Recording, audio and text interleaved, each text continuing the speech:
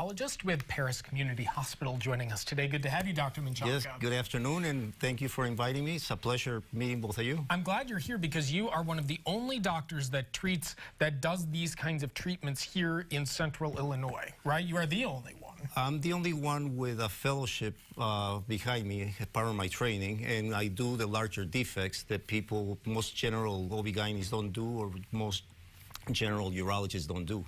They're large prolapses when the bladder comes down, the uterus comes down, and the intestines or the rectum. Let's set that up a little bit. So we're talking about, so you mentioned the rectum, the uterus, other parts that of the body that shift or move, and why would that happen? The most common factor that tears the pelvic floor is, of course, having babies. Yep. Having babies, going through menopause, having low estrogen levels, the type of work that you do, heavy work, all of that can factor into a higher percentage of failures of the pelvic floor. But the main thing is tearing of the fascial pelvic floor that we have, males and females.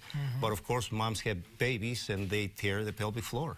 And so these things happen, and that's where urinary incontinence comes in, amongst other symptoms. Can we just clear up exactly what urinary incontinence means? Yes, urinary incontinence is the unintentional loss of urine, meaning that if you are losing urine when you don't want to lose urine, there's a proper place to lose it and a proper time, but if you're losing it when you don't want to, then that's incontinence. Yeah, and I think, you know, the common misconception is that it's like an older woman problem, but not the case for maybe new moms. That's correct. I mean, like I said, the major factor is having babies. So the 14-year-olds, 15-year-olds have babies and they tear the pelvic floor. Oh my. So you can have incontinence young women, and in 20s, you know, and the more babies you have, the larger babies that you have, the more tearing you have of the pelvic floor. You know, I may have experienced that one time when we were in this exact area jumping on some trampolines with the chicks in training, so it is a problem.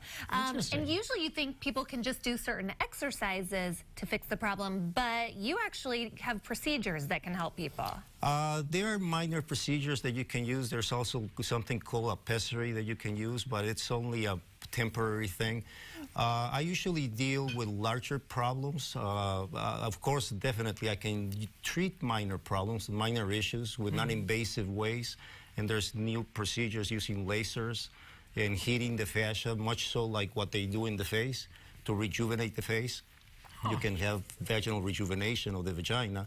And of course, those are for minor defects, but for major defects when things are dropping, the pelvic floor has large tears, large defects, then I do reconstruction and I use mesh.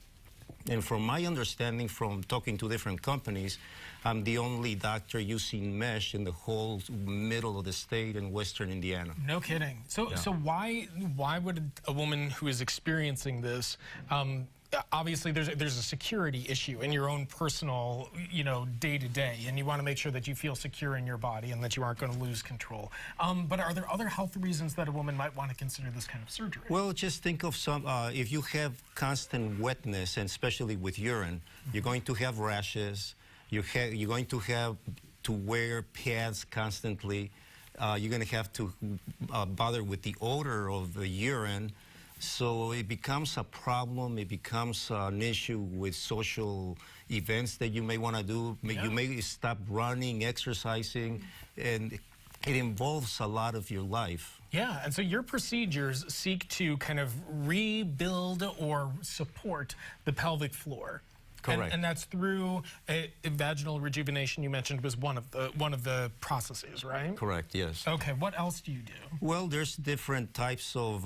If it's a minor problem with the urethra, that you have low pressure urethra, or you have a hypermobile urethra, meaning that it moves out of place, you can do some bulking of the urethra.